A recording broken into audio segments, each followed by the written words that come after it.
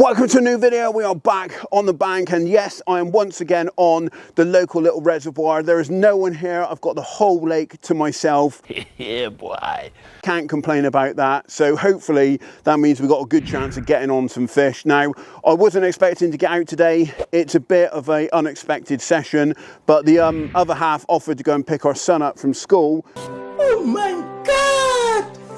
Wow! Which meant I didn't have to do the school run and actually gave me a couple of hours until dark to get out and see if I can get a bend in the rod. So yes, it's a very short session, but obviously I talk so much about trying to make the most of your time, make the most of any opportunity you get, and that is exactly what I'm doing. It's literally 3:30. It's probably going to be dark probably before 5:30, but let's say we've got 2 hours and we're going to try and put a fish on a bank. Now I'm using a different tactic today, and it is a speed tactic designed to try and make the most of this session and make the most of my time. So I'm going to talk about that in a minute, and I think it could challenge the solid bag. Anyway, let's get some rods in the pond. I'll talk to you all about that in a second. Once we're fishing, we ain't going to catch anything just talking to a camera. So let's get the rods out, let's make it happen.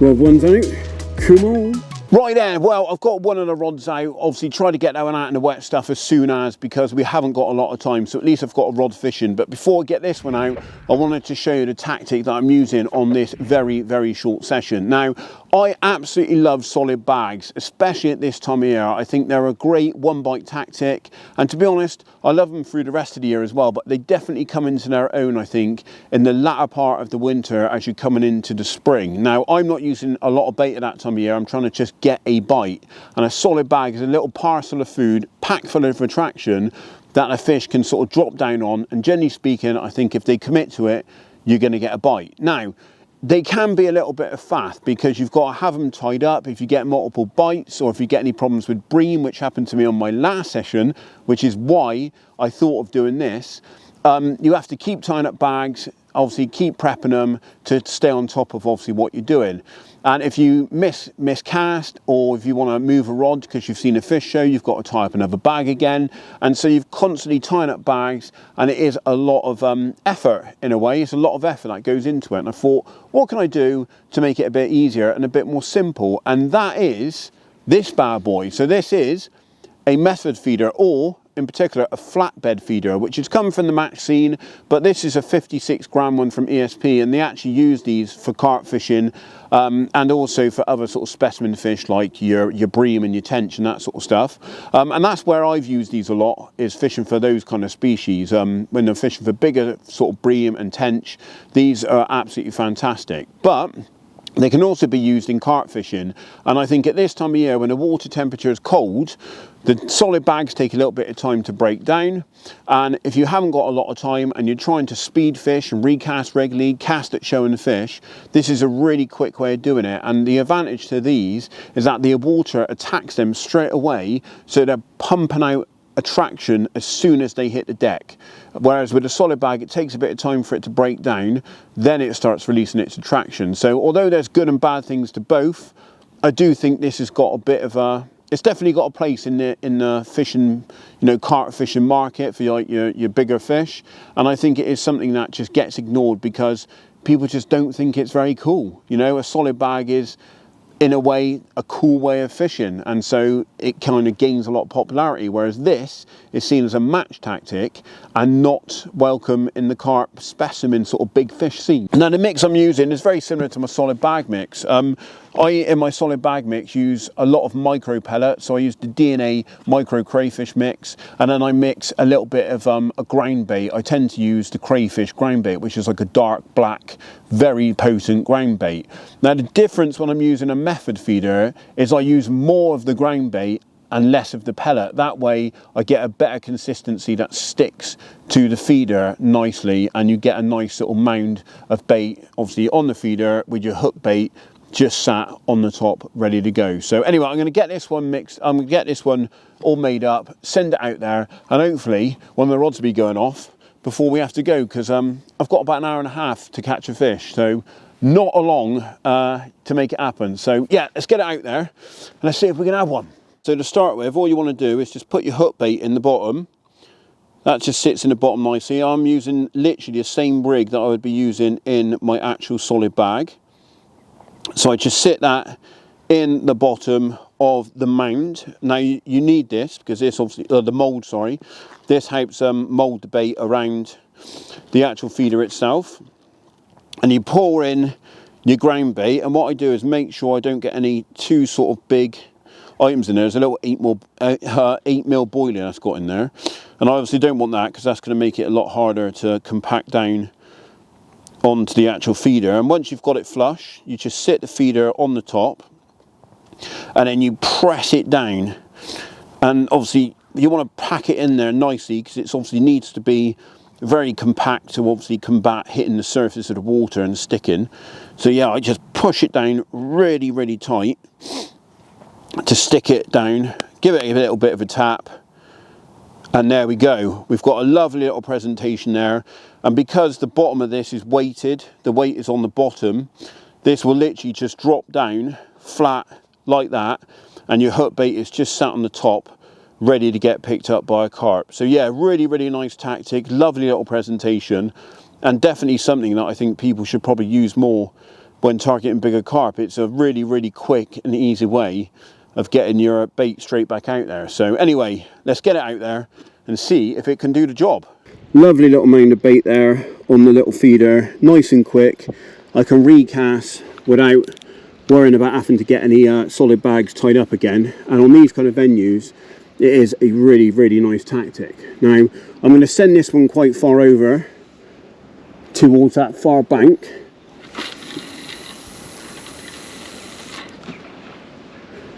Perfect.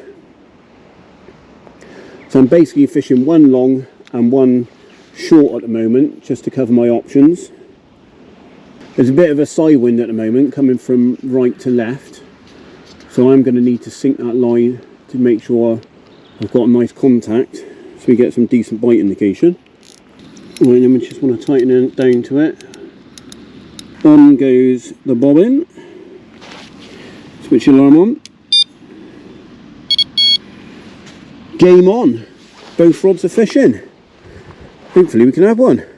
I've got them out in the wet stuff. Now I've essentially put one rod out towards the old stream bed that runs through. So this is a reservoir. I said it in the last video up here, but this is basically a reservoir. It's about 3 acres, and it was made by damming a stream that was running through this valley.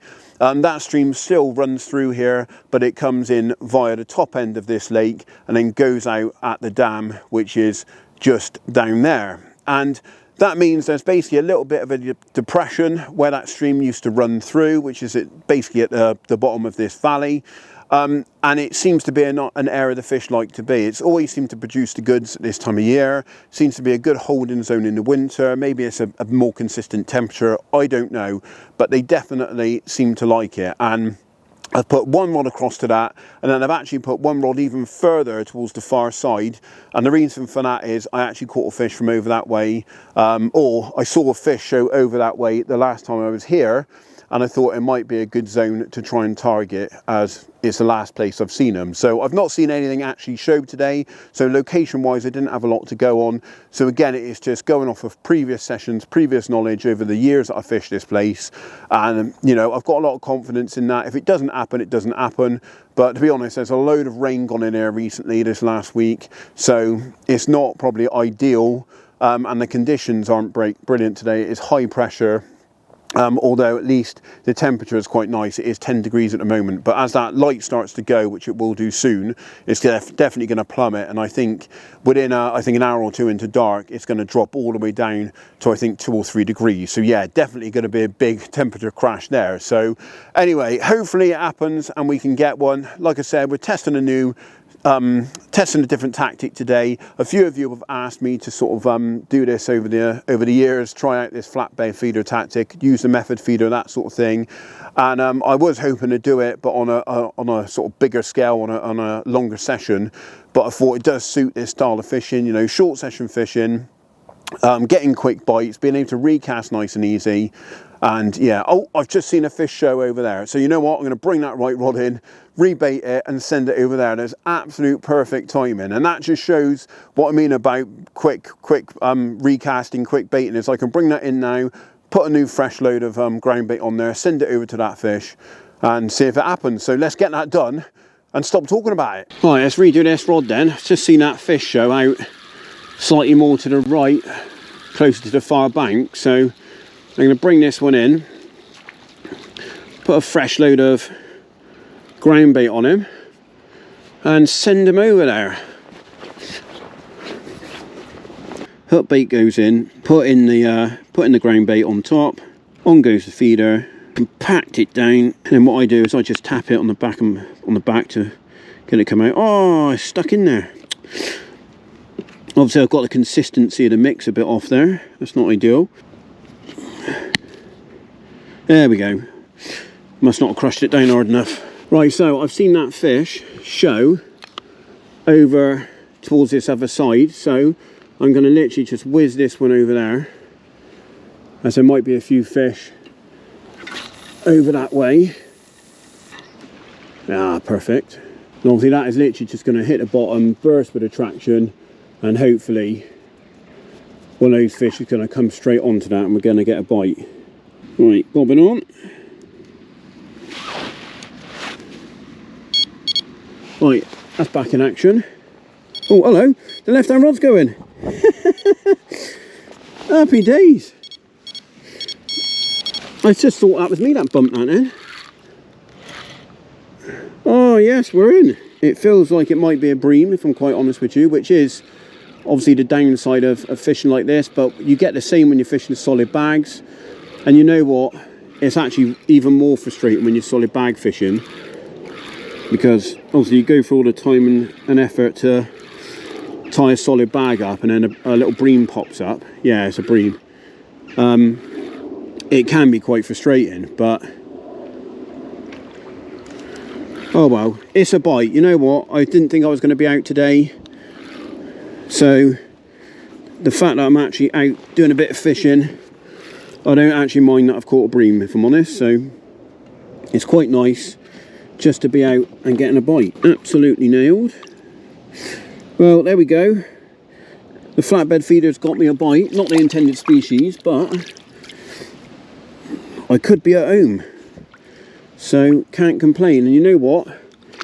Obviously I've just had that bite, and now all I need to do is just put another lot of food on there and send it back out. So let's do that. That bream unfortunately has blunted off my hook, which isn't ideal, but luckily, being nice and organised, I've got plenty ready to go. So I just stick one on. I actually have these ready to go with little wafter hook baits already. These are the bug wafters, and that way I can just loop it. So I literally can just pass it through the loop. This loop's a little bit small, but just pass it through the loop like that, loop it on, and there you go. I've got a fresh rig ready to go. I'm also going to put some amino smoke on top of it, right on top of the hook bait, like that.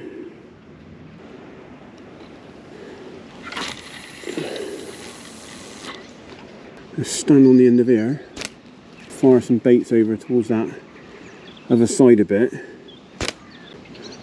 try and get those fish moving around a little bit before I have to shoot off, because like I said, we haven't got long, so we need to try and make it happen. So let's just put a few freebies out there. Well, we've had a bream, not the intended species, but it was nice to get a bite. And to be fair, if I've got the choice between blanking and catching a bream, I'd always catch the bream. I know a lot of people that watch this probably don't think that, because they're out and out carp anglers and they're not that interested in other species. They would call them a nuisance. But I'm an all-rounder. I love catching fish, and I don't mind picking up the odd bream, especially on a session like this where it's not going to cause me that much of a problem. You know, if I was fishing 120 yards and I'd spotted out to an area with 3 rods on a small little spot and I caught a little 2-pound bream, I'd probably be a little bit frustrated in that situation. But on a situation where I'm fishing like this, I'm regularly recasting, moving the rods around, and I've only got a short, very small window to get a bite, I don't mind catching one. It's better than going home blanking. So that's how I look at it anyway. But anyway, what I wanted to mention is I caught that bream over towards that far bank on the left rod. So instead of putting it back over there and probably catching another bream, I've decided to put it over towards the other area where I've obviously moved the right rod, where I saw a fish show. And the reason for that is, generally speaking, the carp are going to be shoaled up at this time of year. They tend to be very compact into certain zones when the water levels are cold.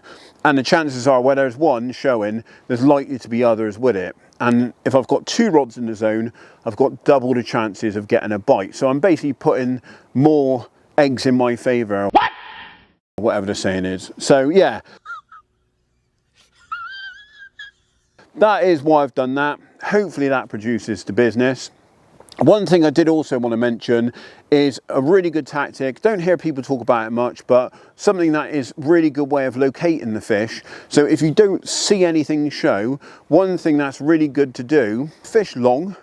And the reason for that is it means you've got a long length of line going across the swim, which, yes, in one way might spook the fish and put them off, but what it does give you is a long line of indication. And what I mean by that is, if the fish are between you and your rigs, you will get a liner, you might get some kind of indication, you might get a couple of bleeps, which is going to give you the idea that the fish are closer to you. So then what you can do is you can bring your rods a bit closer, and then if you get liners again, bring them closer again, and basically keep working the rods back towards you until you stop getting liners. And when you stop getting liners, it either means you've come a little bit too close, or you are on the fish and you are probably going to get a bite if the fish are up for it. So that is a really good way of searching waters. If you don't see anything and you're not really sure what to go on or where to get in, is fish as long as you can, you know, within the parameters of the rules of the lake, and then work your rods back and see if you can basically pick up liners and get any indication that way. It's not guaranteed. You might not get any liners at all because the fish aren't active and they're up the other end of the lake. But you know what, if you've thought about it and got in an area for the right reasons, then generally speaking the fish should be there. You know, if you've got things right in that sense, they should be there. It's just a case of working out how far out into the lake they are from where you're fishing, and then obviously trying to search them out with the rods. Another thing as well is just move the rods around as much as possible. If nothing's happening, don't just sit on your rods and hope it's going to happen. Make it happen. So move your rods around, cast around the swim. Even if you don't see anything show, just move the rods around, search the swim out and try and find them. And instead of just randomly doing it, try and think about how you're doing it. So maybe start on the left and move them gradually to the right and just pan across. You can maybe start long, fish out long, and then gradually move the rods round to the right hand side, then bring them a bit shorter. Again, start left, move them round to the right, and gradually just move your rods through the swim, covering as much water as possible. And that is a really good way of, again, finding the fish. And once you've found them, the chances are at this time of year, if the weather is consistent, they will stay there for most of the winter, unless we get drastic changes in weather. So that way you can maybe come back again and focus your attention on that swim and maybe catch even more. So yeah, quite a bit of information there. Hopefully I didn't bore you too much. It was a bit of babbling, but definitely a bit of food for thought. I imagine it's probably getting a bit grainy as well now, because we are definitely losing the light and it's getting towards the end of this session. But hopefully one of those rods jumps into life now. I'm gonna go and finish off the rest of my coffee. Let's hope we can have one before we go.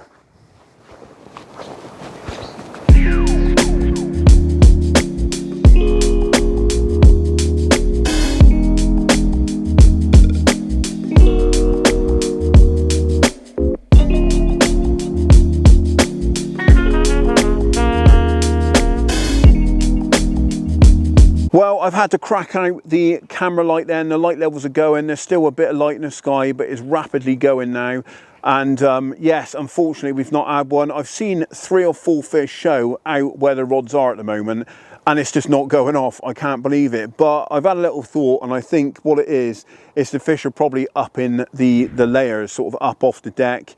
Probably in like a warmer thermocline. We've had the sun out today, so I imagine that's been beaten down on the water. It's warmed up the upper layers, and I think the fish have just come up off the bottom, and they're just enjoying maybe a slightly warmer band of water up off the deck. So maybe zigs would have been the way to go, but you know what, I come out today on, you know, a last minute decision. Wasn't expecting to come out today, so it was a bonus little session, and I decided to bring those flatbed feeders because I'd got them ready for my next days off to try and film, obviously using them, and I thought, you know what, I'll just do it today. So yeah, it was kind of not really planned. It was obviously off the cuff, and it's not really happened, but you know what, it's been a mega evening.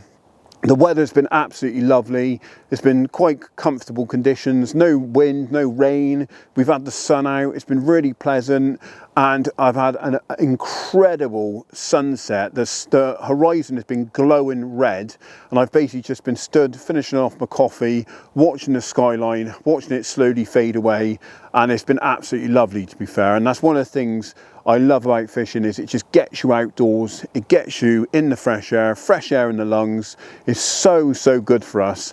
And even though I've not really caught much, I've absolutely loved being out. You could probably tell by how I maybe come across on the camera, how sort of motivated or positive I am, that I absolutely just love getting out. So anyway, yeah, hopefully you've enjoyed the video. I've tried to put a bit of content in here around sort of how I approach short sessions, searching to swim out, fishing for liners, all that sort of stuff. Hopefully that's all good information that you can put into your own fishing. So yeah, if you're getting out, then all the best. Hopefully you can get one. Obviously be lucky, and enjoy your fishing. Remember, it's fishing, just enjoy it, make the most of it, just get out there, have fun, and all that kind of stuff. But anyway, I'm going to finish the video here now. So thanks for watching. If you enjoyed it, give it a thumbs up, smash the subscribe button if you are new to the channel, and until next week, probably on Tuesday at 6:30, there will be another video then for you guys to watch. So until then, get out there, be lucky, enjoy your fishing.